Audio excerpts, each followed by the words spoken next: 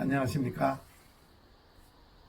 오늘도 유튜브 방송을 하면서 사도행전 29장을 쓰고 있는 문찬수 목사입니다. 오늘은 저의 유튜브 방송의 구독자님 중에서 상담을 해오신 내용인데 같이 살펴보겠습니다. 마태복음 6장 33절 34절에 보면은 그런즉 먼저 그의 나라와 의를 구하라. 그리하면 이 모든 것을 너희에게 더하시리라. 그러므로 내 일을 위하여 염려하지 말라 하는 말씀을 해 주시는데, 머리로는 알겠습니다. 이해가 되지만은, 그러나 이 각박한 세상을 살아가면서 늘 하나님 위주로, 그러니까 그의 나라와 의를 먼저 구하는 그러한 신자의 삶을 산다라는 것이, 세상을 제껴놔 놓고 그렇게 산다라는 것이 쉽지 않다 하는 고민을 상담해 오셨고, 좋은 해결책이 없겠습니까 하는 것이 저에게 상담해 오신 내용입니다.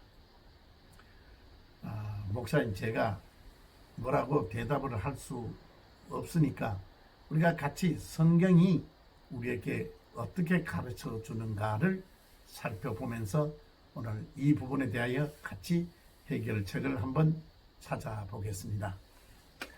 이 말씀은 예수께서 마태복음 5장, 6장, 7장에 나오는 산상수훈 중에 한 부분입니다. 마태복음 5장 3절 심령이 가난한 자는 복이 있나니 하시면서 예수께서 제자들과 예수님을 따라다니는 그 당시의 무리들에게 이 세상을 어떻게 사는 것이, 어떻게 살아야 행복한 인생을 사는가, 혹은 어떻게 사는 것이 인생을 성공하는 인생을 사는 길인가에 대해서 말씀해 주셨다. 그렇게 이해를 하면은 좀 도움이 될런지 모르겠습니다. 예수님께서 마태복음 5장 심령이 가난한 자는 복이 있나니라고 시작하면서 7장까지 이어지는 그 모든 말씀을 조금 요약 압축하면은, 이 세상을 행복하게 살기 위해서는 너희들이 이렇게 살아야 한다. 이 세상을 성공적인 인생을 살기 위해서는 너희들이 이렇게 살아야 한다 하고 주신 말씀 중에, 너희는 항상 먼저 그의 나라와 의를 구하라. 그리하면 이 모든 것을 너희에게 더하시겠다 하는 말씀을 주셨습니다. 그리고 내일 일은 염려하지 말아라 하는 말씀을 하십니다. 근데 이 말씀을 하시기 전에 마태복음 6장 22절 23절에 보면은 눈은 몸의 등불이니 하는 말씀이 나오고, 눈이 나쁘면은 온 몸이 어두워지나니 하는 말씀이 나옵니다.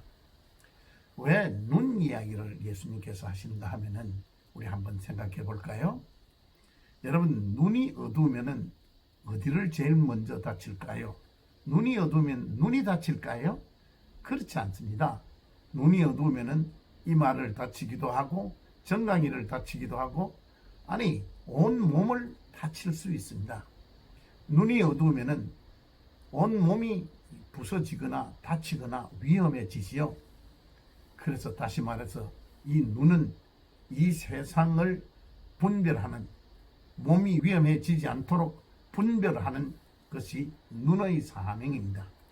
그러니까 눈이 어두워지면은, 분별력이 없으면은 온 몸이 다치는 것과 같이 우리가 이 세상을 행복하게 사는 그 분별력을 잃으면은 우리가 행복한 인생이 될 수 없다, 혹은 성공적인 인생을 살 수 없다 하는 말씀으로 이해할 수 있을 것입니다. 그러면서 예수께서 다시 비유로 설명해 주시죠. 날아다니는 새를 봐라.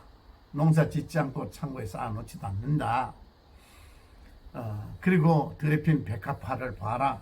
그렇게 비유를 하시면서 마태복음 6장 30절에 이 믿음이 적은 자들아 라고 말씀을 하시는 것을 볼 수 있습니다. 결국 날아다니는 새, 들에 핀 백합화는 하나님에 대하여 피조물일 뿐이고, 또 하나님은 날아다니는 새나 들에 핀 백합화에 대해서는 창조주이실 뿐이지만은, 하물며 너희일까 보냐, 우리는 하나님을 아버지라고 부르는, 우리는 하나님의 자녀들이고 하나님은 우리의 아버지입니다. 창조주와 피조물 사이의 정도가 아니고 부모와 자식 같은 사이다, 그런 말씀이지요. 그런데 왜 우리가 그런 것을 염려하며 사느냐? 너희들이 염려하는 것은, 야, 이 사람들아, 그것은 너희 믿음이 적어서 그래 하는 예수님의 말씀입니다. 결론적으로 우리가 그런 것을 염려하는 것은 우리의 믿음이 적은 탓이다 하는 것을 우리가 전제로 해놓고 하나 제가 비유를 들어서 설명해 보겠습니다. 제가 초등학교 2학년인지 아마 그쯤 되었을 때 우리는 구구단을 학교에서 배웠습니다. 1은 2, 3은 6, 2, 4, 8 하면서 그 구구단을 외웠습니다. 외우지 못하면 선생님에게 혼이 나기도 하고, 또 방과 후에 남아서 나머지 공부를 하면서까지도 선생님은 악착같이 그 구구단을 외우라고 우리에게 강요하셨습니다. 그런데 여러분들이나 제가 초등학교 2학년인지 3학년일 때 외웠던 그 구구단을 왜 외워야 되는지 이해하고 외웠느냐?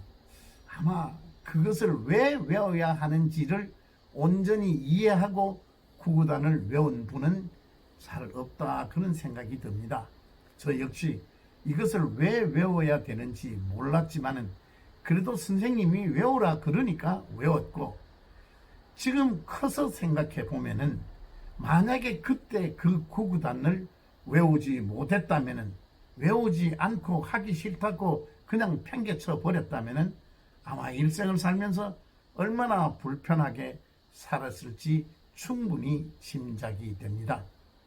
이 말씀을 상담해 오신 분이나 또 이런 갈등을 가지고 계신 분이 계신다면은, 우리가 초등학교 때 구구단을 선생님이 외우라 하는 것과 같이 그것을 이해하지 못했지만은 외웠던 것이 일생을 살아가는 데 도움이 되는 것과 같이 우리가 그의 나라와 의를 먼저 구하라, 그리하면 이 모든 것을 너희에게 더하시리라, 그러므로 내일 일을 위하여 염려하지 말라 하는 말씀이 내 현실을 살아가면서 다 이해되지 못하고 힘들더라도 우리가 그렇게 한번 살아봅시다.